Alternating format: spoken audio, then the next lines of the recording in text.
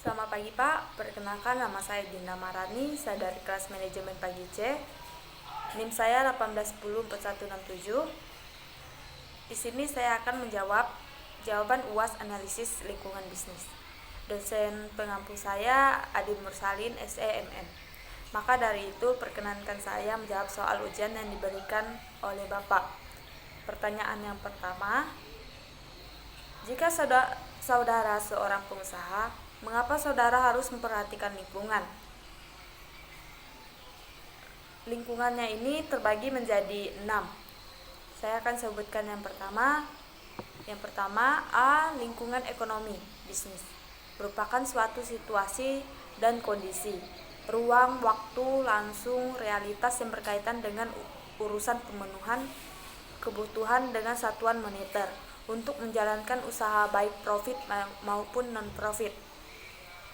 Kategori lingkungan ekonomi bisnis meliputi lingkungan internal dan eksternal.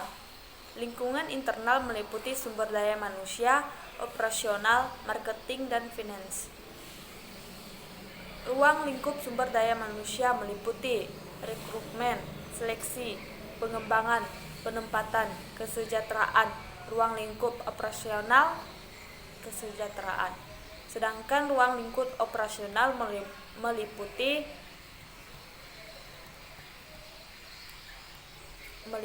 bahan, peralatan, perlengkapan, proses, pengemasan, pemeliharaan,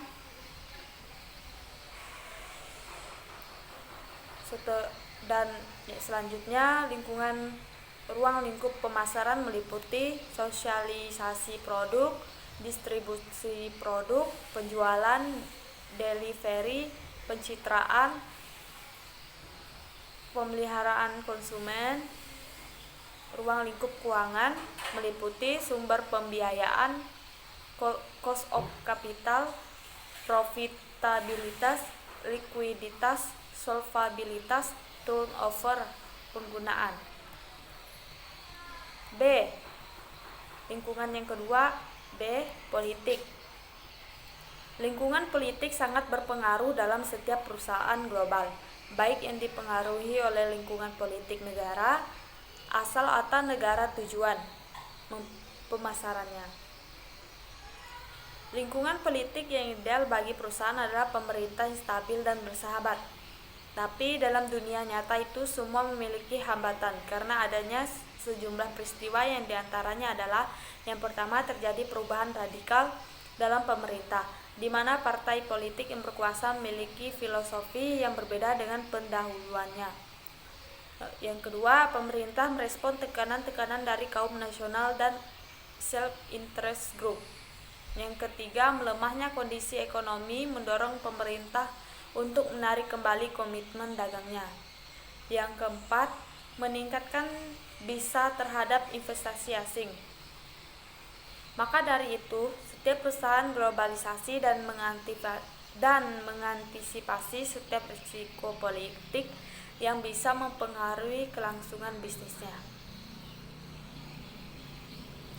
Lingkungan yang ketiga, sosial. Lingkungan sosial merupakan salah satu lingkungan yang berpengaruh kuat terhadap aktivitas bisnis, yang akan menentukan apakah bisnis tersebut akan berhasil atau tidak. Bisnis sebagai suatu entitas letaknya berada di tengah-tengah lingkungan bisnis, di mana setiap perusahaan dan lingkungan tersebut akan mempengaruhi cara-cara dalam bertindak. Perubahan yang terjadi juga mempengaruhi kemampuan adaptasi organisasi, yang pada akhirnya menentukan kesuksesan atau kegagalan bisnis. Salah satu aspek dari lingkungan bisnis adalah lingkungan sosial. Lingkungan sosial mempunyai arti yang sangat penting dalam dunia bisnis. Apabila lingkungan sosial bersifat kondusif atau mendukung, maka hal tersebut akan mendorong organisasi untuk melakukan keputusan berinvestasi pada lingkungan yang dirasakannya sesuai. Namun sebaliknya, jika lingkungan sosial tidak mendukung, maka organisasi harus berhati-hati dalam mengambil keputusan berinvestasi. Yang keempat, teknologi. Lingkungan teknologi. Pada era globalisasi saat ini, teknologi semakin berkembang dan tumbuh pesat. Tidak dipungkiri bahwa dengan adanya hal ini, banyak perusahaan berlomba-lomba dalam mengembangkan teknologi dalam lingkup perusahaannya. Semua perusahaan kini dituntut untuk memenuhi standar teknologi yang berlaku di tengah-tengah masyarakat.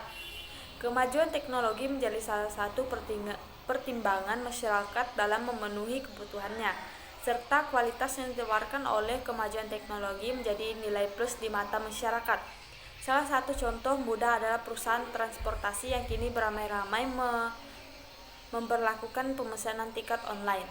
Pelayanan-pelayanan semacam ini amat mempengaruhi minat pasar yang pada akhirnya mempengaruhi omset perusahaan. Yang kelima, lingkungan etika atau lingkungan. Etika dalam lingkungan perusahaan ada dua, yaitu lingkungan internal dan lingkungan eksternal. Yang termasuk dalam lingkungan internal adalah para pemegang saham, direktur, manajer, karyawan, dan seluruh departemen yang bertanggung jawab langsung terhadap perusahaan.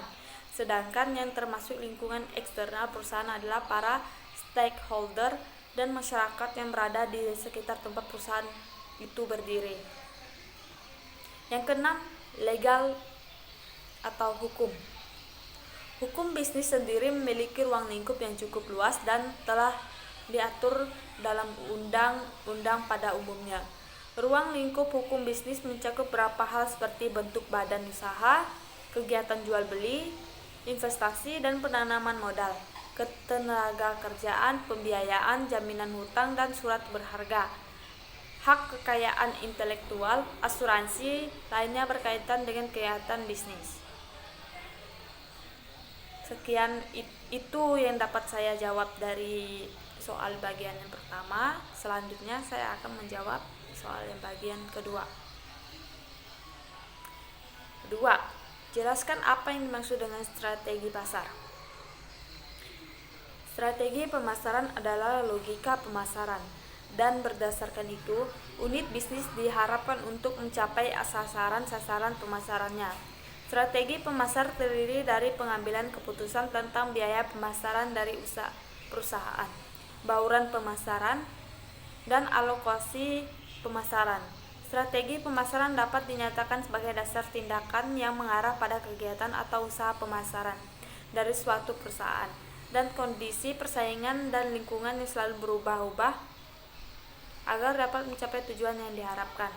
Strategi pemasaran adalah alat fundamental yang direncanakan untuk mencapai perusahaan dengan mengembangkan keunggulan yang bersaing, yang berkesinambungan melalui pasar yang dimasuki, dan program pemasaran yang digunakan untuk melayani pasar sasaran tersebut.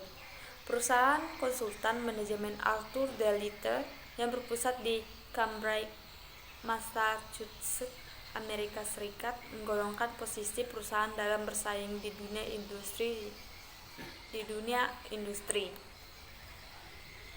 Baiklah, saya akan menjawab pertanyaan yang nomor 3. Jelaskan apa yang dimaksud dengan strategi bukan pasar atau non-marketing. Ini adalah strategi yang digunakan perusahaan dalam persaingan yang bukan strategi pasar. Banyak perusahaan terlibat dalam strategi non-pasar, sehingga mereka dapat keluar dari pesaing mereka di pasar, atau untuk mengamankan monopoli pasar. Beberapa strategi non-pasar umumnya yang digunakan perusahaan adalah media dan penggunaan politik untuk melobi pengaruh pasar. Lobi politik adalah strategi di mana perusahaan menggunakan kelompok lobi yang berorientasi politik untuk mendapatkan akses pembuat keputusan, terutama dari pemerintah. Kelompok lobi melobi perusahaan dengan pergi ke media untuk melobi perusahaan. Dengan demikian, kelompok lobi menggunakan politisi dan media untuk mendorong kebijakan organisasi dan mengakses pembuat keputusan, dan juga menggunakan media untuk menghidupkan dukungan bagi praktis bisnis organisasi. Selanjutnya, saya akan menjawab yang nomor 4. Jelaskan konsep 4I dalam menganalisis lingkungan bisnis. Yang pertama, 4P dalam menganalisis lingkungan bisnis. Produk. Menentukan produk atau jasa yang akan ditawarkan ke pasar umumnya menjadi langkah paling awal. Ide mengenai produk bisa didapatkan dari beberapa sumber. Price. Menentukan harga produk tidak semudah yang dibayangkan. Pertanyaan utama adalah bila mana harga produk atau jasa dapat diterima oleh pasar. Cara yang umum digunakan adalah dengan menggunakan patokan hitungan biaya produk tersebut dari awal disiapkan hingga siap jual. Setiap produk memiliki berbagai komponen biaya tersendiri dari awal produksi hingga tersebut dipajang di rak-rak display penjualan.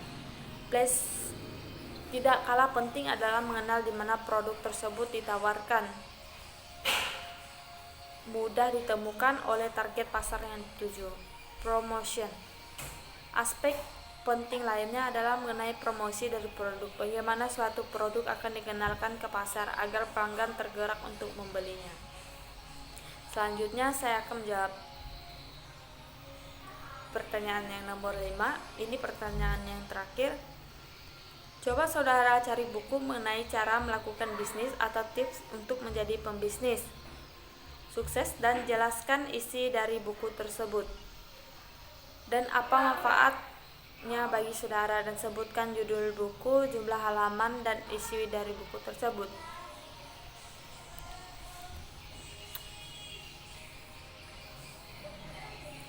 Isi dari buku ini secara garis besar, buku ini menceritakan mengapa banyak orang gagal ketika memulai usaha. Salah satu alasannya adalah karena mereka kurang tekun dan konsisten dalam menjalani prosesnya. Manfaat bagi saya yaitu jika ingin sukses di bagian bisnis, kita harus tekun dan konsisten dalam melakukannya. Judul buku Think of Grow Rich, jumlah halaman 294. Isi dari buku: jika ingin sukses, kita harus lebih tekun dan konsisten menjalani prosesnya. Sekian dari saya, terima kasih.